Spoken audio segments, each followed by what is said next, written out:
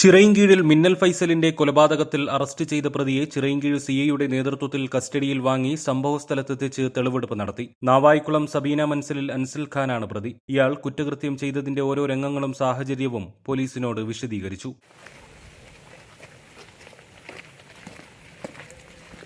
നിരവധി കേസുകളിൽ പ്രതിയായിരുന്ന മുട്ടപ്പലം പ്ലാവില പുത്തൻ വീട്ടിൽ മിന്നൽ ഫൈസലിന്റെ മൃതദേഹം ജൂലൈ 1 ജീർണിച്ച നിലയിൽ ആളൊഴിഞ്ഞ വീട്ടിൽ കണ്ടെത്തിയിരുന്നു. 10 ദിവസം പഴക്കം ചെന്ന നിലയിലാണ് ഫൈസലിന്റെ മൃതദേഹം കണ്ടത്.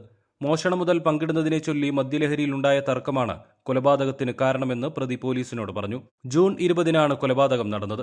ജൂലൈ 1 രാവിലെ ഫൈസലിന്റെ വീടിന് സമീപത്തെ പുരയിടത്തിൽ കപ്പ പറിക്കാനായി എത്തിയവർ ദുർഗന്ധം അനുഭവപ്പെട്ടതിനെ തുടർന്ന് നടത്തിയ പരിശോധനയിലാണ് മൃതദേഹം കണ്ടെത്തിയത്. ഏതാനും മാസങ്ങൾക്ക് മുൻപ് ജയിലിൽ നിന്നും പുറത്തിറങ്ങിയ ഫൈസൽ മുട്ടപ്പലം പ്രാഥമിക ആരോഗ്യ കേന്ദ്രത്തിന് സമീപത്തുള്ള ഒരു വീട്ടിൽ താമസിച്ചു വരികയായിരുന്നു. അടുത്ത കാലത്ത് മിന്നൽ ഫൈസലും മൻസിൽ ഖാനും ചേർന്ന് ചിറയിൻകീഴ് ഭാഗത്ത് മോഷണങ്ങൾ നടത്തി.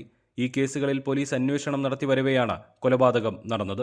ജൂൺ 20 അർദ്ധരാത്രി ഫൈസൽ താമസിച്ചു വന്നിരുന്ന വീട്ടിൽ വെച്ച് ഇരുവരും മദ്യപിക്കുകയും മോഷണം മുതൽ പങ്കിടുന്നതിൽ തർക്കമുണ്ടാവുകയും ചെയ്തു. തുടർന്ന് അൻസിൽ ഖാൻ വെട്ടുകത്തി ഉപയോഗിച്ച് ഫൈസലിനെ വെട്ടിക്കൊലപ്പെടുത്തി. ഇതിനുശേഷം പ്രതി അവിടുന്ന് കടന്നുകളഞ്ഞു. ഭക്ഷണം എത്തിച്ചു നൽകിയ ഓട്ടോറിക്ഷ ഡ്രൈവറിൽ നിന്ന് ലഭിച്ച ചെറിയ വിവരത്തിൽ തുടങ്ങി നാട്ടിലാകെയുള്ള CCTV ദൃശ്യങ്ങളും പരിശോധിച്ചതിന്റെ അടിസ്ഥാനത്തിലാണ് പ്രതിയെ പോലീസ് പിടികൂടിയത്.